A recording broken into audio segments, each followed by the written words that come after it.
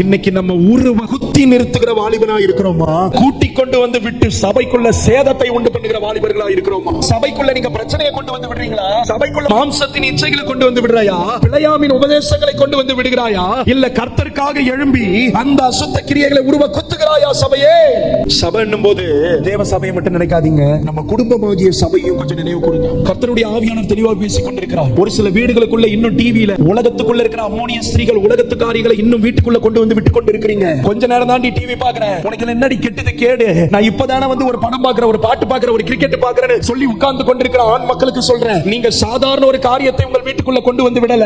ஆண்டவர் அருவருக்கிற பிழையாமின் உபதேசத்தை சார்ந்த மோவாபிய அம்மோனிய அந்நிய காரியங்களை வீட்டுக்குள்ள கொண்டு வந்து விட்டு கொண்டிருக்கிறீங்க. அது நிமித்தம் விளைகிறது வேற எதுவுமே இல்ல, வேதனையும் சாபமும் ஆசீர்வாத இழப்புகளும் தான். ஆண்டவர் தெளிவாக எச்சரித்துக் கொண்டிருக்கிறார். அம்மா சும்மா இருக்கிறீங்க, நிறைய நேரம் இருக்குது, உட்கார்ந்து சீரியல் பாக்குறீங்களா? வேணாம். சினிமா பாக்குறீங்களா? வேணாம். பக்கத்து வீட்டுல உட்கார்ந்து ஊர்க்கதை பேசுறீங்களா? வேணாம். வீட்டுக்குள்ள உட்கார்ந்து கலகம் மூட்டி கொண்டிருக்கிறீங்களா? வேணாம். கர்த்தருடைய வார்த்தையை பேசுங்க. கர்த்தருடைய இருபுறமும் கற்குள்ள பட்டயமாகிய வசனத்தை பிடிங்க. உங்க ஜெபம் என்கிற ஈட்டியை உயர்த்தி பிடிங்க, கருக்காக்குங்க. உங்க வீட்டுக்குள்ள இதுவரைக்கும் தொடர்ந்து கொண்டிருந்த வாத, வியாதி, கடன், போராட்டம், மரணம், பிரிவினை, இன்னும் என்னென்ன நஷ்ட கஷ்டங்கள் இருக்கோ அது எல்லாவற்றையும் உருவ குத்தி கர்த்தர் நிறுத்துவார். நீங்க உருவ குத்தாம வாத நிக்காது. அதுக்கு இன்னைக்கே கத்தி எடுத்து போய் என் புருஷனை குத்துற ஒரே குத்து. அந்த குத்த சொல்ல ஜபத்துல உருவ குத்த. ஐயா, உங்க ஜபத்துல நீங்க எழும்பி குத்தி பாருங்க, வாத நிக்கும். ஐயா, நம்ம சபைக்கு நம்ம குடும்பங்களுக்கு விரோதமான வாத நிக்கும்.